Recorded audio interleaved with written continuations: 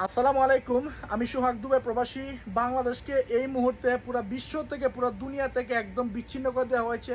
কোনো প্রকার কাউকে মেসেঞ্জারে ফেসবুকে পাওয়া যাচ্ছে না। তাদের কি অবস্থা কি হবে না হবে কেউ কিছু বলতে পারতেছে না। হয়তো বা সেই 1971 সালের 25শে মার্চ থেকে আরো ভয়ঙ্কর কিছু হতে যাচ্ছে।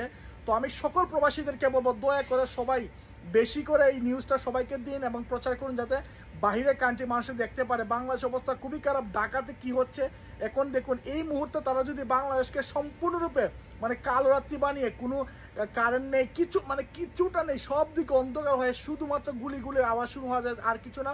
তো এই মুহূর্তে যদি আপনারা যদি জানেন যে নেটওয়ার্ক বন্ধ হয়েছে, তার মানেটা কি কি হতে পারে আমরা কিছু বলতে পারতেছি। তবে একটা রিকোয়েস্ট সবার কাছে, সবাই বেশি করে শেয়ার করুন, সবাই যাতে সবাইকে জানিয়ে দিন যে বাংলাদেশ অবস্থা খুবই খারাপ।